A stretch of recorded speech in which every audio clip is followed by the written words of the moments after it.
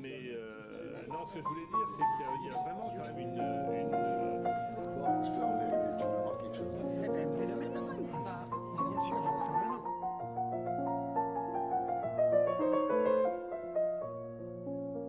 Bonjour, merci d'être venu pour la présentation de mon livre que j'ai appelé Amnésie internationale, par opposition à Israël qui est le peuple de la mémoire. Les Juifs ont été accueillis dans de nombreux pays, plus ou moins bien, parfois expulsés, parfois adulés. Mais aujourd'hui, nous sommes heureux d'être en Israël pour accueillir les personnes qui viennent de l'étranger, les personnes qui nous ont accueillis. Quel bonheur d'être à Jérusalem. Jérusalem, 3000 ans d'histoire, et pourtant une ville, une capitale qui nous est contestée.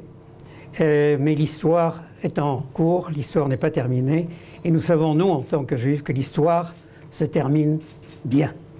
C'est dire que l'argument de l'antériorité que certains de nos voisins nous contestent paraît bien dérisoire par rapport à 3000 ans d'histoire. Si je voulais définir mon livre en une phrase, je dirais que c'est le regard d'un Israélien sur la manière dont l'Occident voit Israël. C'est-à-dire exactement l'inverse de ce que les Occidentaux voient d'Israël. Ils voient d'Israël de leur côté. Ayant la chance d'être au croisement de 3 civilisations, parce que je suis né en Tunisie, en terre d'islam. J'ai vécu 40 ans en France et 26 ans maintenant en Israël.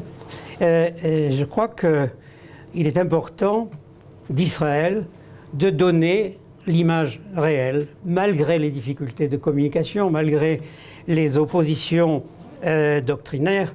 Mais tout de même, c'est notre rôle, et grâce à l'enseignement de nos maîtres, d'exprimer le véritable message de ce retour d'Israël sur sa terre. Je rappelle que, évidemment, lors du partage de cette terre, en 1947, on parlait d'un État juif et d'un État arabe. Il n'était absolument pas question de parler de Palestiniens. L'islam a besoin de néantir l'autre pour pouvoir exister. Le sionisme est un mouvement de libération qui n'a pas commencé il y a quelques années, mais qui est quand même aussi la représentation du droit de l'autodétermination des autres peuples. L'Israël est une réalité historique dont l'antériorité est indéniable.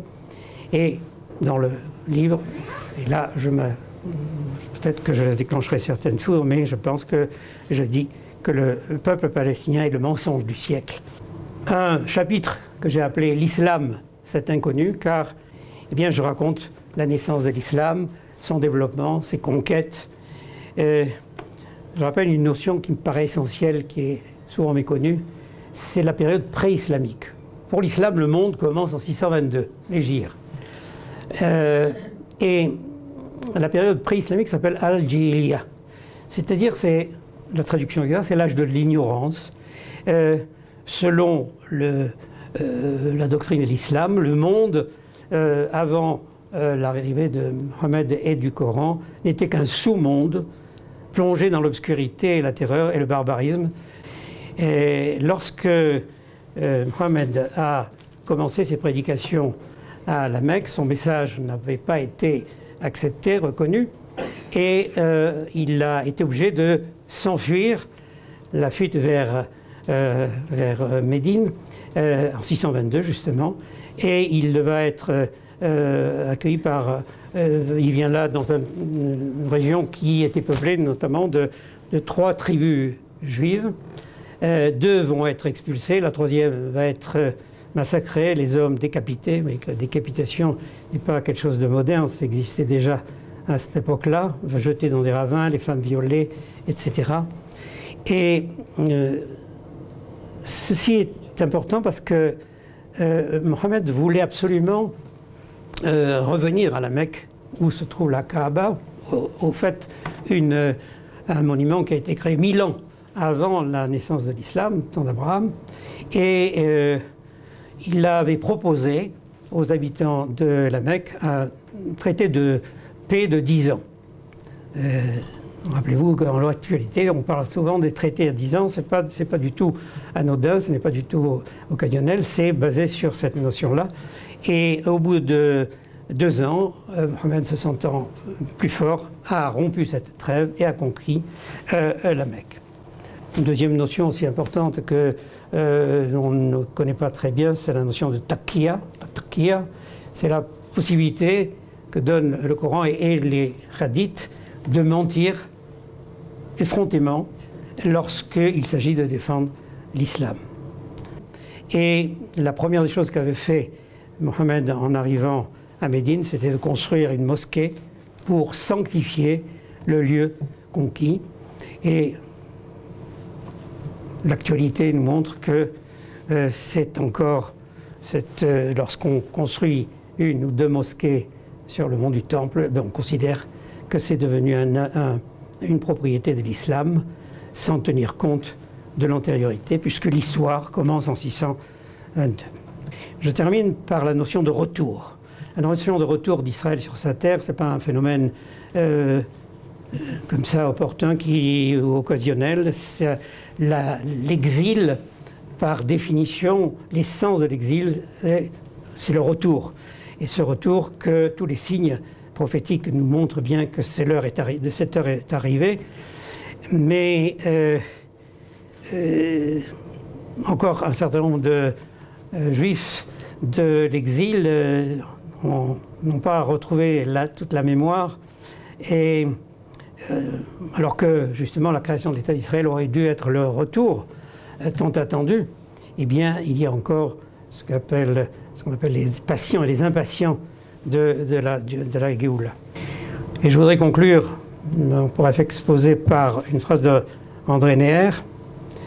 Seul l'État d'Israël, dans sa dimension physique et métaphysique, est capable de concilier les patients et les impatients du messianisme, le sacré et le profane, les 3 inconciliables, c'est-à-dire la rencontre des 3 peuples bibliques et de tous les hommes à partir du défi de leur altérité. Voilà, ce livre, j'ai écrit plusieurs livres, mais je crois qu'en réalité on n'écrit qu'un seul livre, le livre de sa vie, et c'est un peu le livre que j'ai voulu écrire pour que mes enfants, mes amis, sachent combien j'ai été heureux de revenir sur cette terre et de leur permettre d'y vivre, de donner naissance à leurs enfants sur la terre de leurs ancêtres. Merci. De toute façon, vous dites donc que comme il est écrit chez Keren Loraglaim, donc le mensonge tombera. Est-ce que dans la pensée juive, justement, l'islam va tomber? Lorsqu'Abraham est mort, ses 2 enfants, Isaac et Ismaël, sont venus se recueillir sur sa tombe. Et on voit dans cette notion-là le fait de la réconciliation de ses frères ennemis.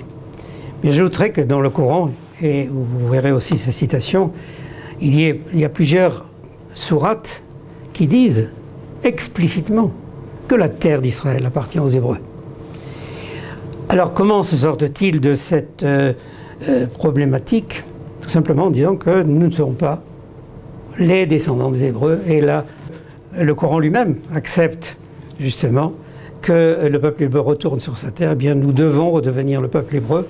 Et nous pouvons redevenir le peuple hébreu que sur la terre d'Israël. Je voudrais saluer l'arrivée de Monsieur le Consul. Et je vous remercie d'avoir... Je sais que les temps sont durs pour un diplomate, mais je tenais à vous remercier de votre présence. Merci, monsieur.